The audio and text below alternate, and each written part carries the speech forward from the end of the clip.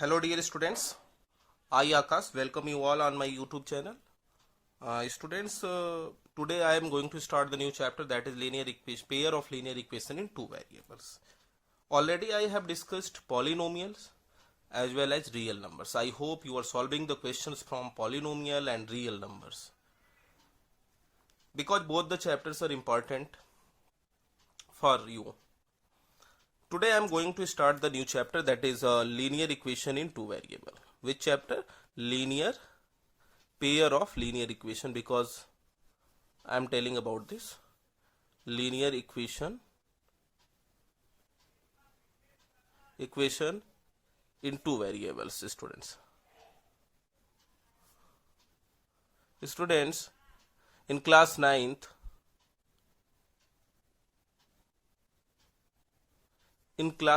students, you have read about the linear equation in two variable. What is linear equation in two variables? You have already read in class 9th. What is linear equation in two variables? So linear equation in two variables, as you all are knowing, linear equation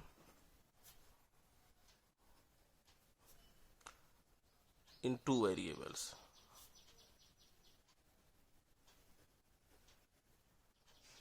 Students, what is this? The equation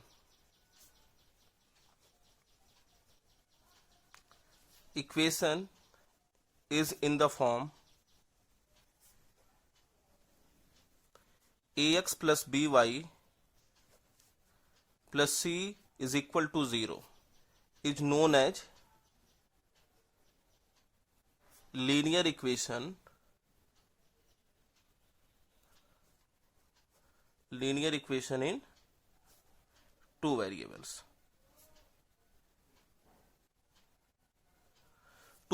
Linear equation in two variables. Here I am going to tell you where a and b are real numbers. A and b are real numbers and not equal to 0, and x and y are variables. X and y are variables.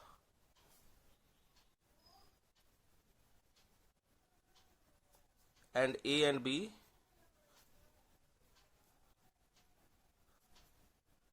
are real number, where a is not equal to 0, b is not equal to 0. Why I have written a is not equal to 0? If you will write a is equal to 0, so this will be linear equation in one variable. Sorry, a is equal to 0, so this will be linear equation in one variable. ठीक है, दोनों 0 हो जाएगा तो this will be a constant polynomial.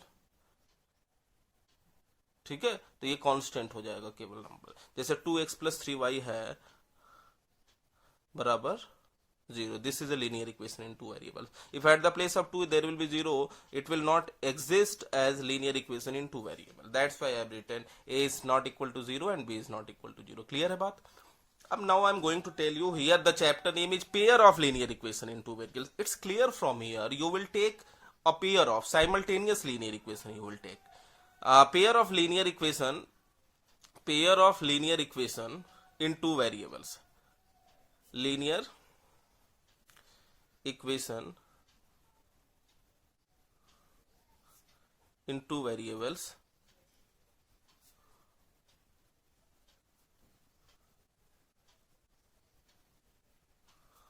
So what does it mean, pair of linear equation in two variables? You will take students a pair of linear equation. Let a1x plus b1y plus c1 बराबर 0, या you can write a2x plus b2y plus c2 बराबर 0. Like this you will take. These are the pair of linear equation, because there are two linear equation here, first and second. तो in this chapter we will study about this. हम इसके बारे में ही पढ़ेंगे इस chapter में. ठीक है, इस चैप्टर में इसके बारे में ही पढ़ेंगे और इसके सॉल्यूशन को जानेंगे कैसे, how does it solve. because already you are knowing how to solve linear equation in two variable, but pair of linear equation in two variables, how will you solve, we will study here also. ठीक है, अब यहाँ पे क्या है, a1 a2 b1 b2 c1 c2 are real numbers. You can write here where a1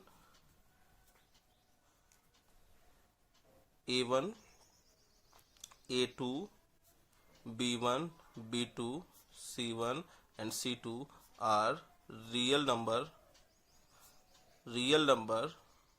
which is not equal to 0.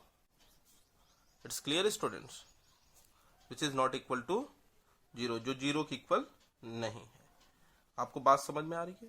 तो आगे चलते हैं. चलिए अब देखिए हाउ डज इट सॉल्व. मैंने क्वेश्चन किया कि कैसे ये सॉल्व होता है. तो a pair of linear equation in two variables can be solve या can be represented by the way. पहला वे होता है ग्राफिकल मेथड, सेकेंड होता है अलजेब्रिक मेथड. तो ग्राफिकल मेथड आप जानते ही हैं, the graph of pair of linear equation in two variable is represented by two line. ठीक है, तो अगला point, a pair of linear equation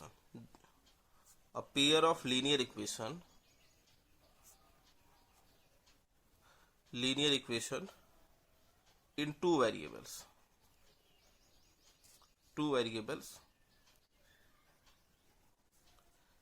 can be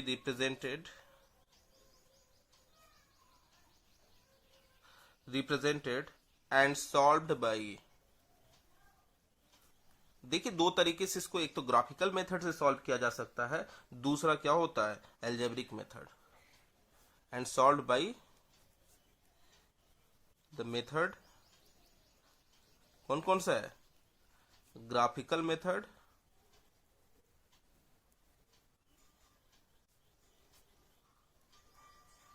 and second algebraic method.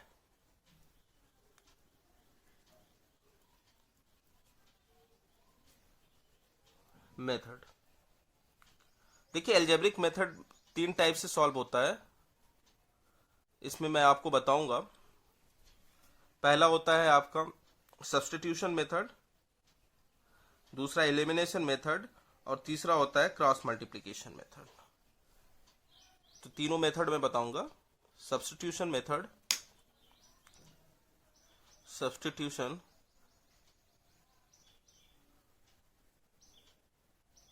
बताएंगे, घबराने की बात नहीं है, सारा बताएंगे. Substitution method, elimination method,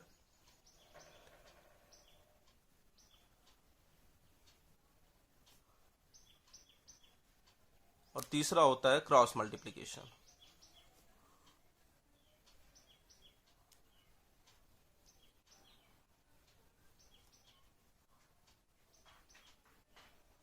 okay students, और ग्राफिकल मेथड से आप देखिए जब ग्राफिकल रिप्रेजेंटेशन करेंगे, when you will represent pair of linear equation in two variables graphically, तो आपको तीन केसेस मिलेंगे. या तो ग्राफ ऐसे बनेगा, दोनों लाइन या तो पैरेलल होंगी, या तो एक दूसरे को एक पॉइंट पर इंटरसेक्ट करेंगी, या तो कोइंसिडेंट होगा, मतलब एक ही पर क्या हो जाएगी, कोइंसाइड हो जाएगा लाइन. तो इस केस में देखिए अगर एक पॉइंट पर इंटरसेक्ट करेगा तो उसके एक सोल्यूशन होंगे, ओनली वन सोल्यूशन. अगर कोइंसाइड करेगा स्टूडेंट्स तो ये आपके हो जाएंगे इनफाइनाइटली मेनी सोल्यूशंस, बहुत से सोल्यूशंस हो जाएंगे. और ये पैरेलल है तो there will be no solution, कहीं इंटरसेक्ट नहीं कर रहा है तो कोई सोल्यूशन नहीं होगा. एक पॉइंट पर इंटरसेक्ट करेगा तो क्या हो जाएगा, ओनली वन सोल्यूशन. दो पॉइंट पर इंटरसेक्ट करेगा तो क्या हो जाएगा, कोइंसाइड करेगा तो infinitely many solution. And if it will be parallel there will be no solution. अगर ये पैरेलल है तो कोई सोल्यूशन नहीं हो. तो okay dear students, I am going to explain you. जैसे मैंने बता दिया आपको कि जो भी फंडामेंटल अंडरस्टैंडिंग थी इसकी, मैंने बताया आपको क्या क्या है इस चैप्टर में. तो जो ग्राफिकल मैंने बताया कि ग्राफिकल रिप्रेजेंटेशन या ग्राफिकली कैसे सॉल्व करते हैं वो अभी देख लेते हैं. तो एक्सरसाइज 3.1 उसी पे बेस्ड है। देखिए question, what the question is saying, Aftab tells his daughter 7 years ago I was 7 times as old as you. Aftab अपने डॉटर से कहता है कि 7 साल पहले I was 7 times as old as you, मैं तुम्हारी एज का 7 गुना था। I was 7 times as old as you, ठीक है, ठीक, you were. Then also 3 years, okay, then also 3 years from now, अब से 3 साल बाद भी, I shall be 3 times as old as you will be, मैं तुम्हारी एज का 3 गुना होगा जितना तुम 3 साल बाद होगी। तो in this question it is asking represent this situation algebraically and graphically। इस सिचुएशन को आपको क्या करना है, represent this situation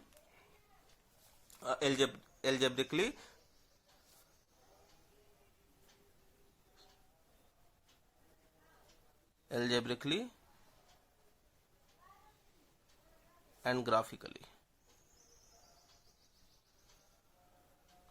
okay students, तो here I am going to tell you. अब यहाँ पे देखिए this is linear equation, 2 variable है, तो let present age of Aftab, present age of Aftab, present age of Aftab be X and daughter की age क्या ले लेंगे हम लोग, बी वाई। ओके स्टूडेंट्स, अब जैसा कह रहा है कि एज पर क्वेश्चन 7 years एगो, 7 years एगो 7 साल पहले, 7 साल पहले क्या होगा, 7 years ago age of Aftab what will be x-7, age of daughter क्या हो जाएगा, age of Aftab that will be x-7, और age of daughter what will be, age of daughter what will be y-7, age of daughter will be y-7। अब as per question, what the question is saying, according to question I am telling you, according to question what is saying, 7 years ago I was 7 times as old as you were। कह रहा है कि 7 साल पहले मैं तुम्हारी age का 7 गुना रहा हूँगा। तो ये देखिए, ये x-7 आफ्ताब की एज है 7 साल पहले, और उसकी डॉटर की एज है 7 साल पहले y-7, और ये कह रहा मैं 7 गुना रहा हूँगा। तो अगर डॉटर की एज में 7 से मल्टीप्लाई करेंगे then both will be equal, दोनों इक्वल हो जाएगा। स्टूडेंट्स क्लियर है कि नहीं, समझ में आ रहा है बात। देखिए पहला इक्वेशन तो यहाँ से आपको मिल जाएगा, तो ये हो जाएगा x-7 और ये हो जाएगा 7 y-7 जब 49, 7 जा 49, या यू कैन राइट x-7y और -49 -7 + 49 is equal to 0, x-7y + 42 is equal to 0। This is equation 1। What the second equation as per case 2, दूसरे केस के अकॉर्डिंग टू सेकेंड इक्वेशन आपका बनेगा। सेकेंड इक्वेशन क्या कह रहा है आपको वो देख लीजिए। 3 years from now, next part is 3 times as old as you will be, also 3 years from now। तो 3 years from now केस 2 जो है आपका वो कह रहा है 3 years from now, अब से 3 साल बाद, after 3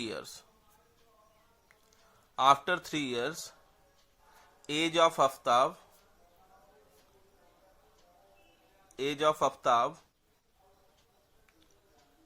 will be x+3, age of his daughter, उसकी डॉटर के एज क्या हो जाएगा y+3। और अकॉर्डिंग टू क्वेश्चन क्या कह रहा है, after 3 years age of Aftab this will be, age of daughter this will be, कि I will be 3 times as old as you are. ठीक है,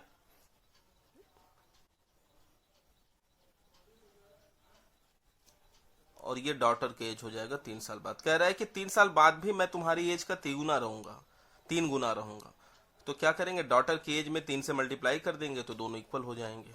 x plus 3 will 3y plus 9, या you can write x minus 3y बराबर 9 minus 3 6, ये equation 2 हो जाएगा।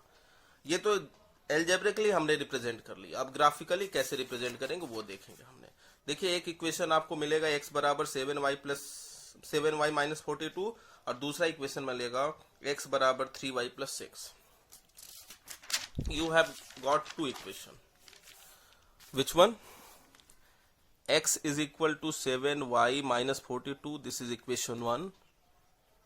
And x is equal to, what is the equation? X is equal to 3y plus 6. This is another equation. अब how will you find the value of x and y? पहले equation के लिए मैं मानता हूं case 1 में क्या हो जाएगा, कोई भी अगर y की वैल्यू रखेंगे तो हमको x की वैल्यू मिलेगी। x y की किसी वैल्यू के लिए, जैसे मैंने अगर y की वैल्यू यहां पे रख दिया 5 रख दिया, तो अगर y की वैल्यू 5 रखेंगे तो कुछ भी रख सकते हैं, 1 2 3 4 5 6 -1 -2 कुछ भी। तो अगर 5 रखेंगे तो 7 5 जा 35 माइनस 42 कितना मिल जाएगा आपको, -7। अगर y की जगह 6 रख दे तो 6 7 जा 42 minus 42, this will B 0, like this you will get. Case 2 वाले में ऐसे दो सॉल्यूशन मैंने लिख लिए,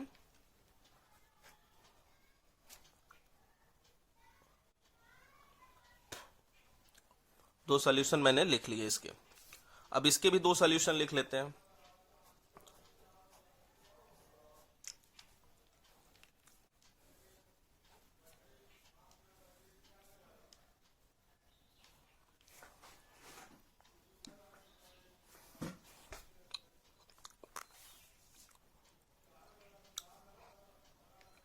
y की किसी वैल्यू के लिए x की वैल्यू आएगी, तो जैसे मैंने y की वैल्यू कुछ भी रख दिया, जैसे रख दीजिए -1 ही रख दीजिए, 3 -1 रखेंगे y की वैल्यू, तो 3 1 जा -3 प्लस 6 कितना आ जाएगा, 3 आ जाएगा। y की जगह अगर -2 रखेंगे तो 3 2 जा 6 -6 प्लस 6 0 आ जाएगा। इस तरह से दोनों केस के निकल गए, ये पहले वाले इक्वेशन का, ये सेकंड वाले इक्वेशन का। अब इसको देखिए रिप्रेजेंट कैसे करेंगे।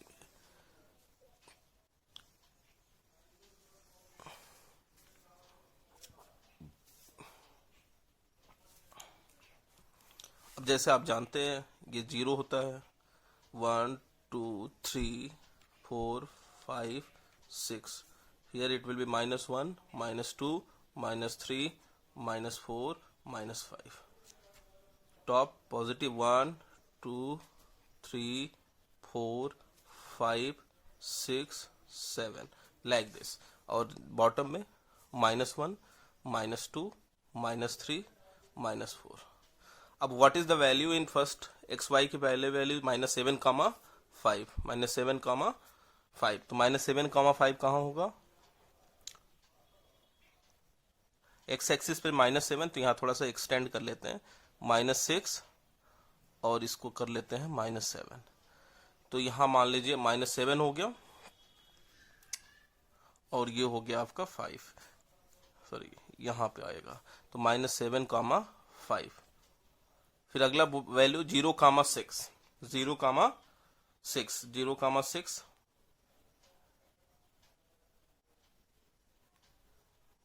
एक्स एक्सिस पर 0, वाई एक्सिस पर 6, तो यानी ये हो जाएगा आपका, ये 0 कामा 6 हो जाएगा। तो इस तरह से इसको एक्सटेंड करेंगे तो ये लाइन इस तरह से बनेगा आपका, like this it will B. और भी वैल्यू रखेंगे तो आगे तक एक्सटेंड होगा वो लाइन।